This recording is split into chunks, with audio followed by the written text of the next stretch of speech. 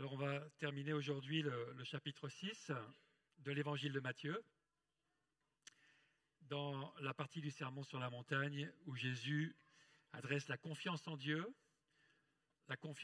Dieu plutôt que dans les biens matériels. Alors pour contrer notre inquiétude existentielle, notre anxiété, Jésus préconise l'attachement à Dieu, l'attachement à son royaume, plutôt qu'à ce qu'on peut amasser ici-bas. Nous lisons dans Matthieu 6, 19. Normalement, il y a les diapos qui vont avec, voilà. Ne vous amassez pas des trésors sur la terre où les mythes et la rouille détruisent et où les voleurs percent les murs pour voler, mais amassez-vous des trésors dans le ciel, où les mythes et la rouille ne détruisent pas et où les voleurs ne peuvent pas percer les murs ni voler. En effet, là où est ton trésor, là aussi sera ton cœur. L'œil est la lampe du corps. Si ton œil est en bon état, tout ton corps sera éclairé. Mais si ton œil est en mauvais état, tout ton corps sera dans les ténèbres. Si donc la lumière qui est en toi est ténèbres, combien ces ténèbres seront grandes ? Personne ne peut servir deux maîtres, car ou il détestera le premier et aimera le second, ou il s'attachera au premier et méprisera le second. Vous ne pouvez pas servir Dieu et l'argent. C'est pourquoi je vous dis, ne vous inquiétez pas de ce que vous mangerez et boirez pour vivre, ni ce dont vous habillerez votre corps. La vie n'est-elle pas plus que la nourriture et le corps plus que le vêtement ? Regardez les oiseaux du ciel. Ils ne sèment pas, ils ne moissonnent pas, ils n'amassent rien dans les greniers, et votre Père céleste les nourrit. Ne valez-vous pas beaucoup plus qu'eux ? Qui de vous, par ses inquiétudes, peut ajouter un instant à la durée de sa vie ? Et pourquoi vous inquiétez au sujet du vêtement ? Étudiez comment poussent les plus belles fleurs des champs. Elles ne travaillent pas et ne tissent pas. Cependant, je vous le dis que Salomon lui-même, dans toute sa gloire, n'a pas eu d'aussi belle tenue que l'une d'elles. Si Dieu habille ainsi l'herbe des champs qui existe aujourd'hui et qui demain sera jetée au feu, ne le fera-t-il pas bien plus volontiers pour vous, gens de peu de foi ? Ne vous inquiétez donc pas et ne dites pas « Que mangerons-nous ? Que boirons-nous ? Avec quoi nous habillerons-nous » En effet, tout cela, ce sont les membres des autres peuples qui le recherchent. Or, votre Père céleste sait que vous en avez besoin. Recherchez d'abord le royaume et la justice de Dieu, et tout cela vous sera donné en plus. Ne vous inquiétez donc pas du lendemain, car le lendemain prendra soin de lui-même. À chaque jour suffit sa peine.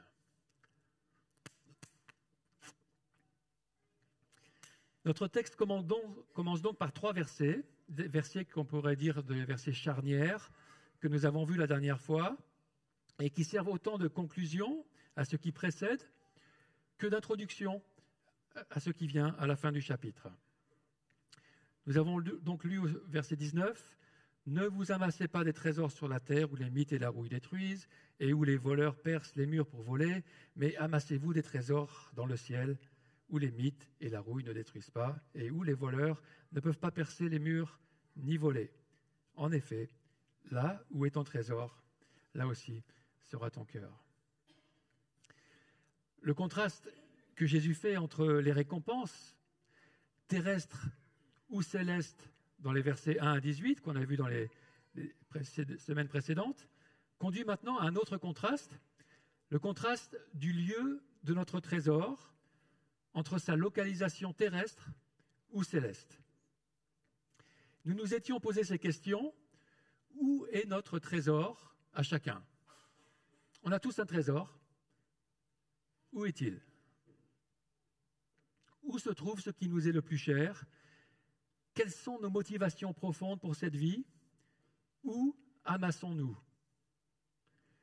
Et répondre à ces questions est un moyen très concret pour savoir si on place vraiment notre foi en Dieu, s'il a la priorité dans notre cœur et nos pensées. Le paradoxe, c'est qu'en voulant vivre pour nous-mêmes, nous perdons tout au final. Alors qu'en vivant pour Dieu, nous gagnons le reste en plus. Jésus nous exhorte donc dans ces passages à bien discerner nos motivations et à avoir une vue sur le long terme. Ce qu'il n'approuve pas, c'est que nous nous attachions plus à la création temporelle qu'au Créateur lui-même, que nous ayons plus confiance dans les choses matérielles qu'en lui. Ainsi, avec son enseignement, Jésus nous montre la bonne voie. La bonne voie à suivre, les bonnes priorités. Laquelle ou lesquelles allons-nous choisir ? La voie et les priorités centrées sur cette vie passagère ou la voie et les priorités centrées sur le royaume éternel de Dieu ? Le choix devrait être évident, n'est-ce pas ? Mais parfois, nous ne voyons pas clairement. Notre regard est brouillé par toutes les circonstances de cette vie.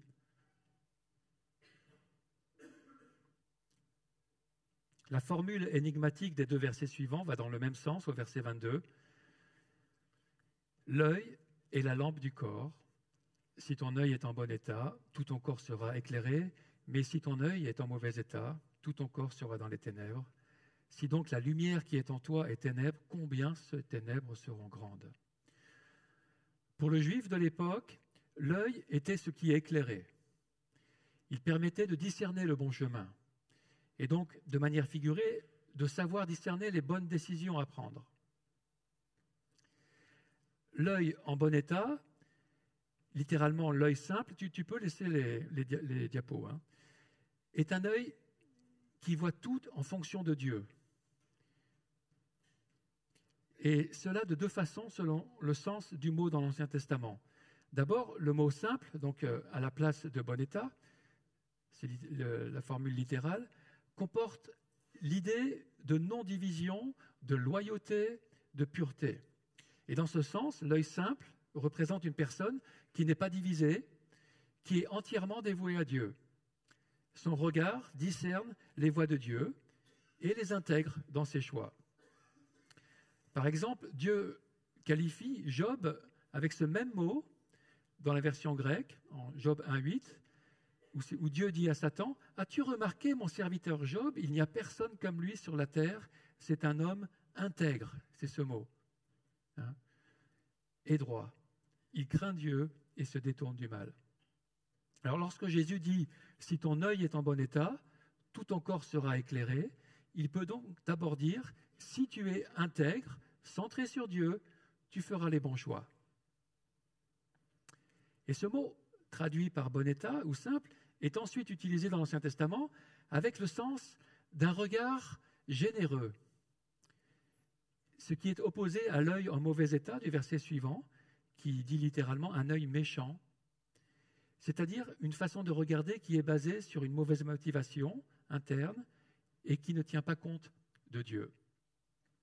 En contexte juif, un œil bon est une métaphore pour quelqu'un qui voit le besoin des autres et qui est prêt à aider.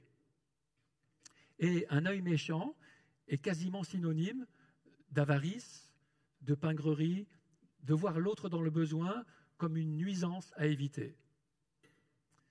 Ainsi, Deutéronome 15,9 dit « Garde-toi de regarder d'un œil mauvais ton frère pauvre et de ne rien lui donner. » Et à l'opposé, Proverbe 22,9 dit « L'œil bon est béni, car il a donné de son pain aux pauvres. » Cette notion de générosité, de l'œil en bon état, va aussi très bien avec le contexte entourant notre verset en Matthieu, avec d'un côté, quelques versets plus tôt, on avait l'aumône et le trésor, et de l'autre, celui du détachement par rapport aux richesses de ce monde, pour pouvoir les utiliser pour le royaume.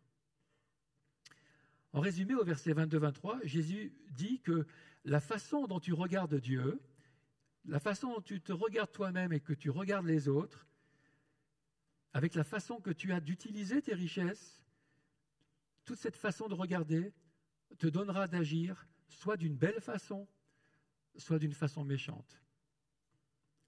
D'un côté, tu marcheras dans la lumière et de l'autre, dans les ténèbres. Et le verset suivant continue comme une application de cette notion de deux voies antagonistes, de deux voies qui sont opposées. Verset 24, « Personne ne peut servir deux maîtres, car ou il détestera le premier et aimera le second, ou il s'attachera au premier et méprisera le second. Vous ne pouvez pas servir Dieu et l'argent. » Jésus nous propose là encore une autre façon de décrire ces deux voies qu'on peut prendre en tant qu'être humain, qui sont soit vivre pour nous-mêmes, soit vivre pour Dieu. Et on voit que ces deux maîtres ici sont au rapport à ce qui précède, aux deux regards, aux deux trésors, aux deux récompenses.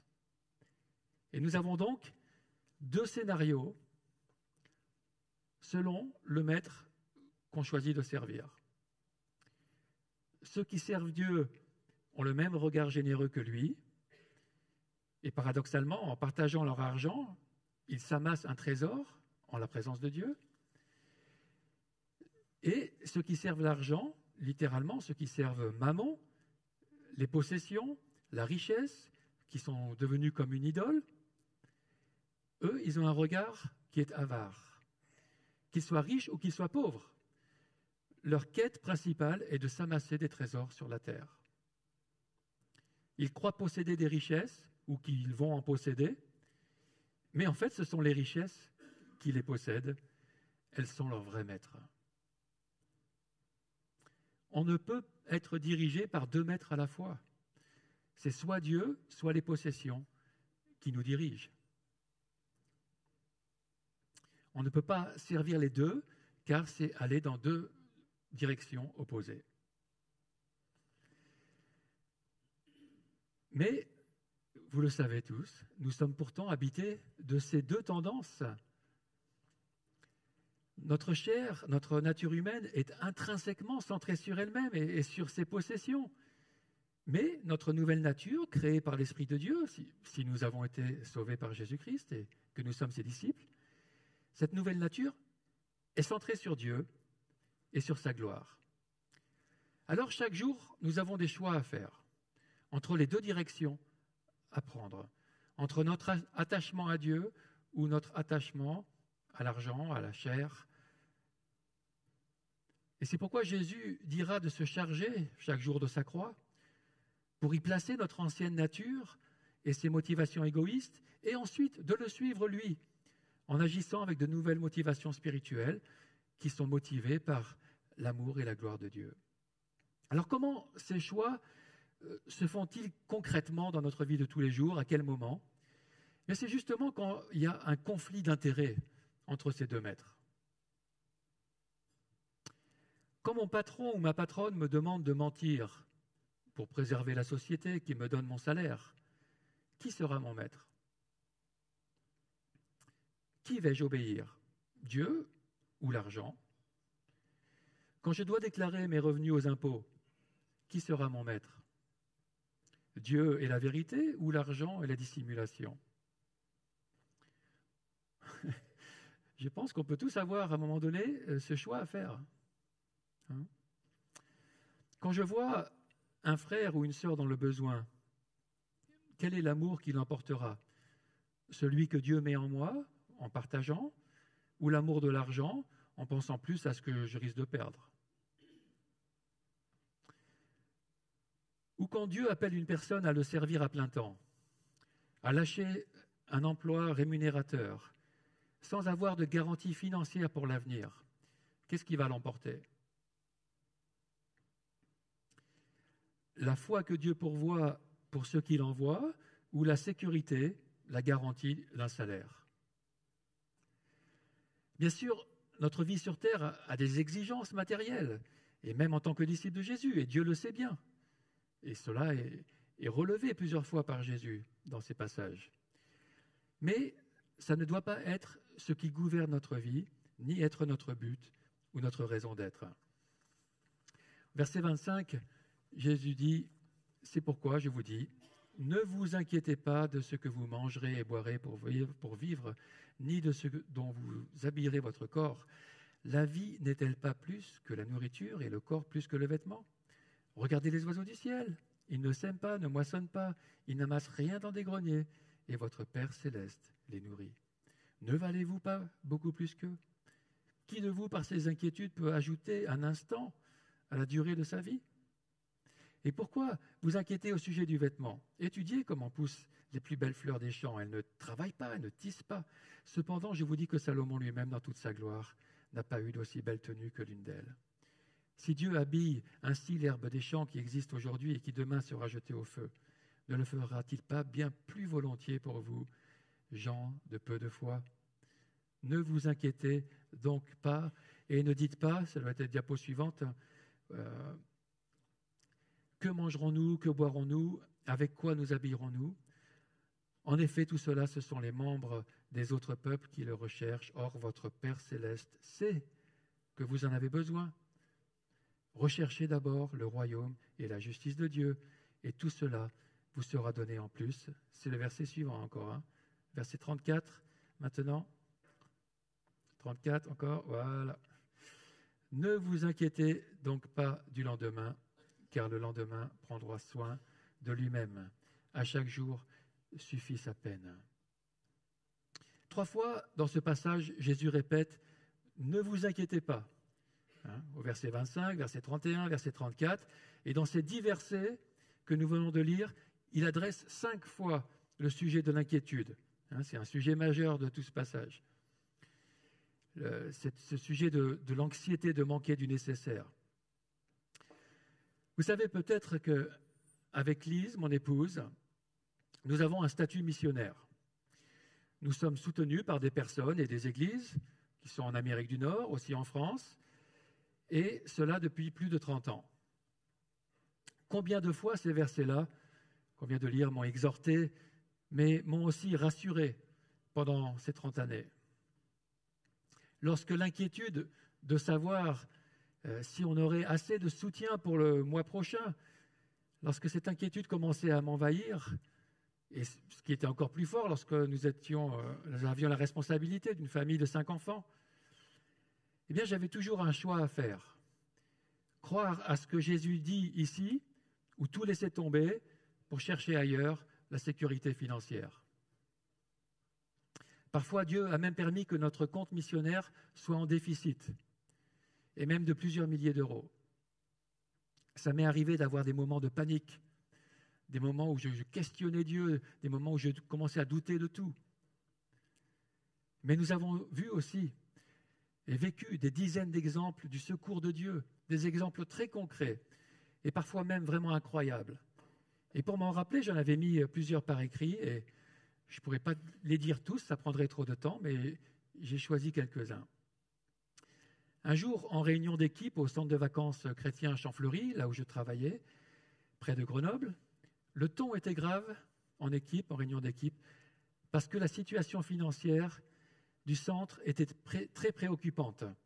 Nous n'avions pas assez d'argent pour faire face aux dépenses courantes qui étaient à venir. Il fallait faire quelque chose si nous ne voulions pas aller droit dans le mur. C'était l'expression utilisée. Et alors, il fut suggéré dans l'équipe de faire un emprunt à la banque. Mais cela m'a mis mal à l'aise. J'ai réfléchi, j'ai prié. Dieu était-il avec nous dans ce service, dans ce centre chrétien, oui ou non? Si oui, il pourvoirait. Sinon, ce n'était pas la peine de continuer. Champfleury, qui est un lieu qui se veut être un témoin du Dieu vivant. Après avoir partagé mes sentiments avec l'équipe, on a décidé ensemble de continuer en nous appuyant sur Dieu sans recourir à un emprunt. C'était un pas de foi, vous savez, ce pas dans l'inconnu qui nous angoisse lorsque nous considérons tout ce qui peut se passer dans la gestion d'un centre de vacances, avec la situation du personnel, avec la situation d'une propriété à entretenir, et puis du témoignage aussi vécu autour à la mairie et tous les voisins, etc. Mais il y a aussi un aspect palpitant lorsqu'on place sa confiance en Dieu. Une sorte de paix irrationnelle qui permet alors d'aller de l'avant, même sans savoir pour sûr si Dieu va vraiment agir ou pas. Les semaines passèrent, puis les mois, et il y eut toujours assez d'argent pour faire face aux dépenses. Voilà comment Dieu agit et comment il veut faire grandir notre foi et notre confiance en lui. Parce que ce n'est que dans le besoin que notre foi est exercée. Vous voulez un autre exemple, encore un peu plus personnel ? En automne 2008, alors que Lise et moi servions le Seigneur à Entrepierre, près de Sisteron, notre compte à la mission marquait un déficit de 4 000 €. La mission avait continué à nous verser un salaire, mais il n'y avait plus assez d'entrées et le déficit se creusait. Il fallait faire quelque chose, car une mission ne peut pas fonctionner avec des comptes déficitaires. Et j'ai décidé alors d'arrêter le ministère pour 3 mois afin de prendre un emploi. Et je vis un emploi de poseur de menuiserie, ce que je savais faire, et qui offrait pour cette période de 3 mois 3 990 €. Je me dis, bon, ça a l'air d'être le bon truc à faire. Mais le jour même où j'allais postuler, ce que j'avais décidé de faire, j'ai reçu un mail de la mission me disant qu'un don anonyme de 4 000 € venait d'arriver. J'ai dit alors, bon, ok Seigneur, je comprends, tu veux que je continue comme ça. Une autre fois, fin décembre 2013, cette fois-ci en Alsace, alors que nos finances étaient très serrées, pour ne pas changer, je voulais donner une dîme pendant le culte d'un don de 100 € qu'on venait de me faire. Mais je n'avais pas de billets de 10 € avec moi, j'avais que des billets de 20. Alors un petit dilemme en moi, est-ce que je donne un billet de 20 alors que je voulais donner que 10 ? Je me dis alors que tant pis, que de toute façon tout l'argent appartient au Seigneur, dans un élan de foi, et qu'il pourvoira toujours à nos besoins, même si je donne 20 € au lieu de 10. Et je crois même que le verset m'est venu à l'esprit, « Qui sème peu, moissonnera peu ». Alors quelque part, j'étais un peu fier de donner mes 10 € en plus, que ce que je devais donner. Alors, ce n'est pas forcément lié à ce que je vais vous dire maintenant, mais ça l'est peut-être, et en tout cas, ça m'a beaucoup marqué. Quelques jours plus tard, j'ai vu sur notre compte un don spécial, venant d'une personne que je ne connaissais pas, et qui était arrivée avant cette petite dîme que j'avais fait, et que je me fasse ces réflexions. C'était un don de 10 000 €. Imaginez la surprise. Je me fais un film pour savoir si je dois donner 10 € de plus au Seigneur, et de l'autre côté, quelqu'un me fait un don de 10 000 €. Qui peut donner une telle somme à quelqu'un qu'il ne connaît pas, sans aucune contrepartie, ni aucun contact, ni avant ni après ? C'est ce genre de choses que Dieu fait. J'ai encore plusieurs exemples qui nous sont arrivés avec d'autres dons anonymes qui nous ont permis tout au long de ces 30 dernières années de recevoir chaque mois un salaire. Et je ne crois pas que le Seigneur va s'arrêter maintenant, même s'il s'arrange, pour que nous ayons toujours à mettre notre foi en pratique, avec des fluctuations dans le soutien. Alors je ne dis pas cela pour me mettre en avant, car souvent ma foi ne tenait plus qu'un tout petit fil, prêt à se rompre. Mais c'est pour vous partager des exemples très concrets de ce que Jésus dit ici. Comme il dit au verset 30, « Nous sommes des gens de peu de foi. » Et il a besoin de nous apprendre à ne pas nous inquiéter pour les choses matérielles. Alors Jésus donne ici 2 analogies qui sont prises de la nature, sur la façon dont son Créateur en prend soin des oiseaux et des fleurs, avec l'idée que s'il prend soin de ces petites choses, à combien plus forte raison prendra-t-il soin des humains qu'il a créés à son image et pour lesquels Jésus est allé jusqu'à la mort ? Combien plus Dieu prendra-t-il soin de ceux qu'il appelle aussi maintenant Père et qui recherchent son royaume et sa justice ?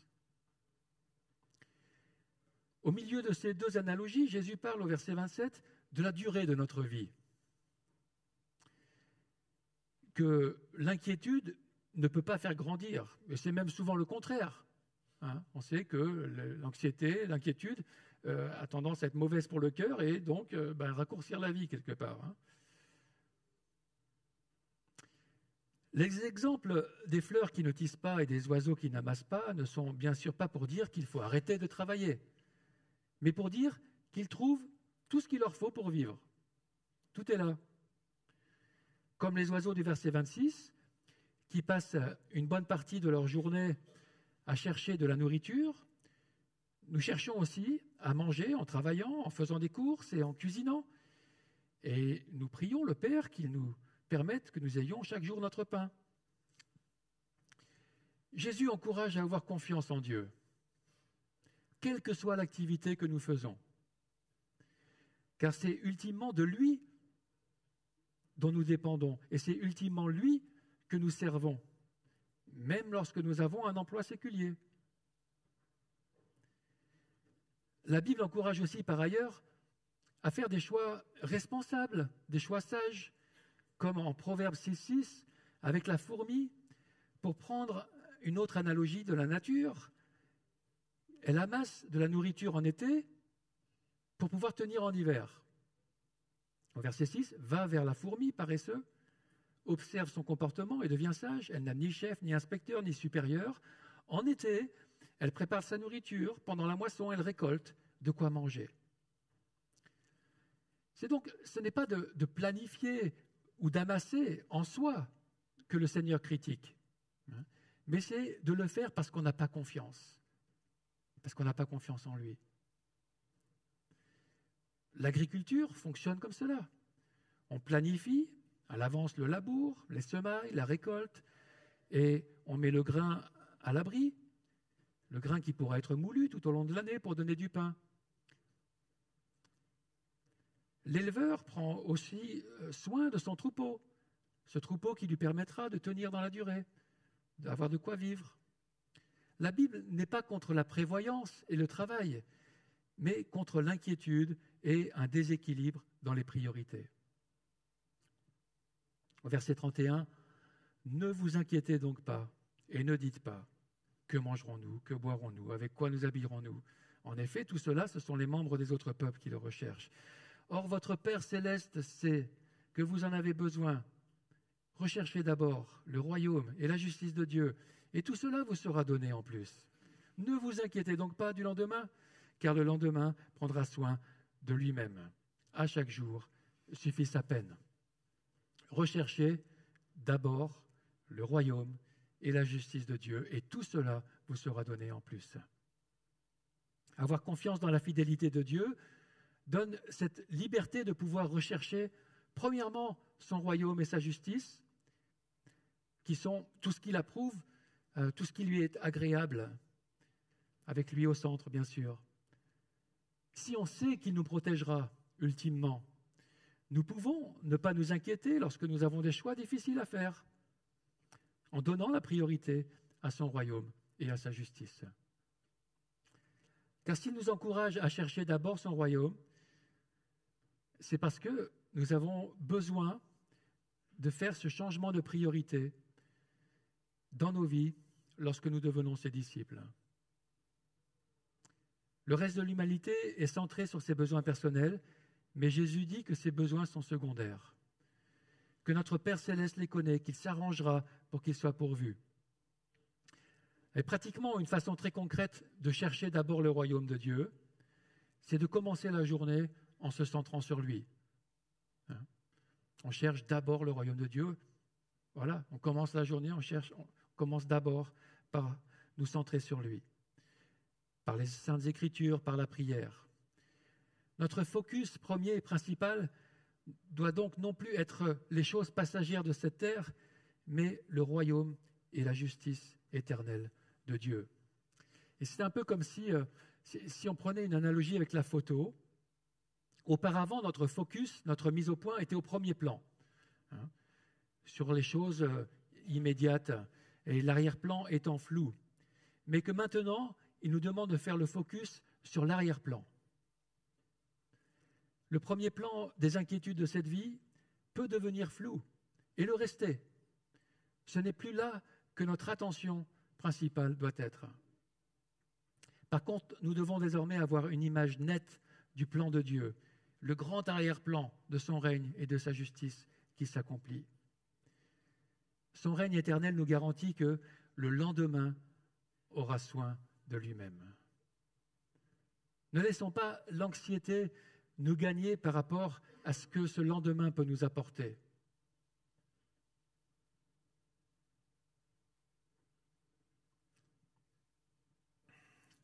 Lorsque des pensées négatives sur l'avenir viennent nous angoisser, il nous faut les contrer par des pensées de confiance en Dieu. Il nous faut remplacer l'anxiété par la foi.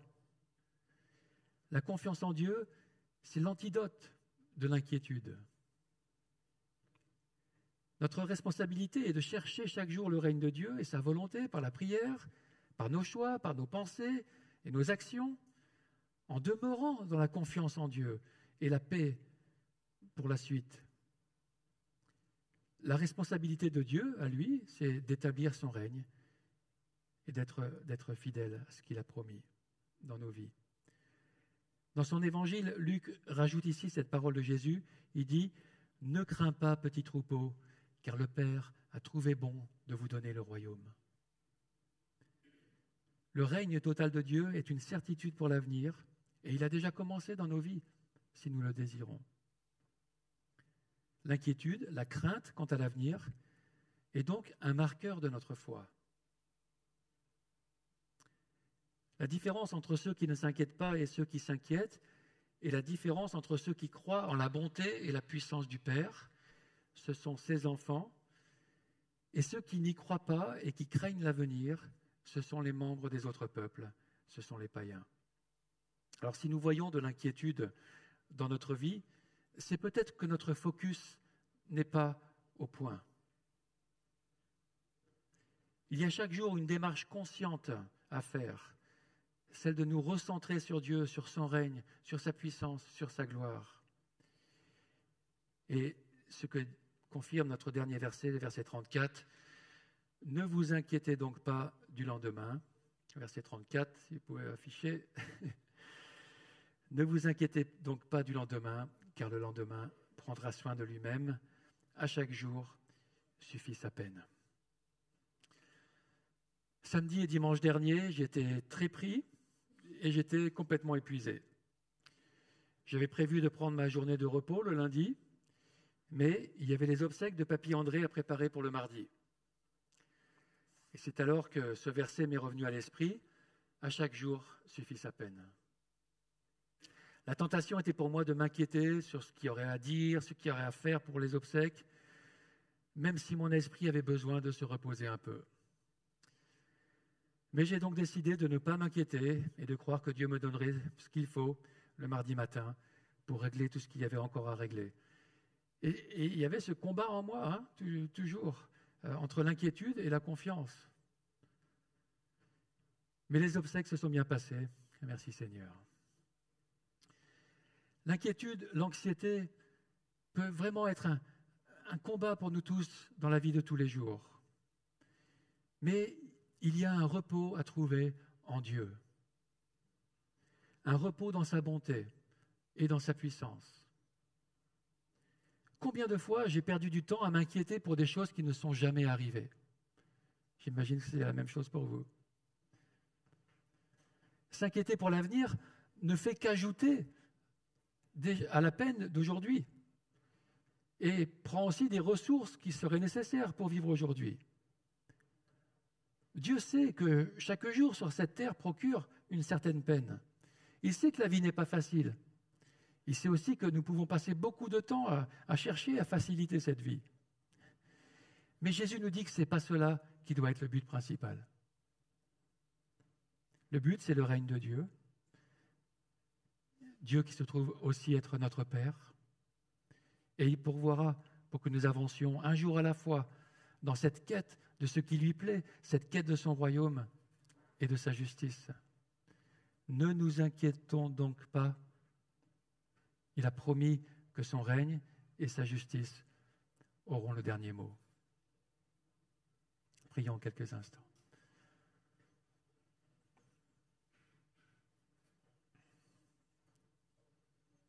Nous recevons tes paroles, Seigneur Jésus,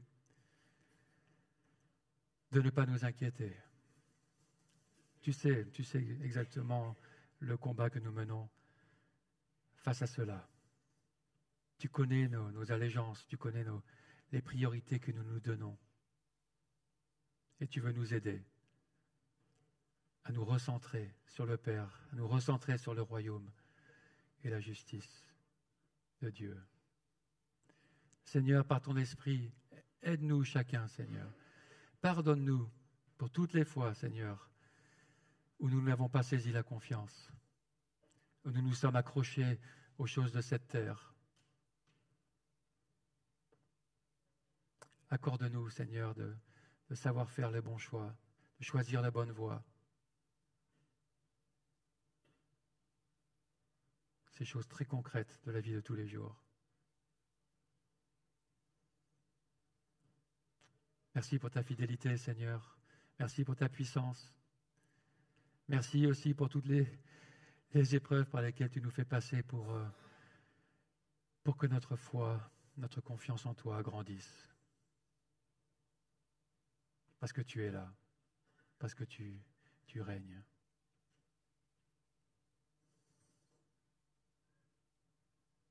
Merci pour ton aide, Seigneur, au nom de Jésus. Amen.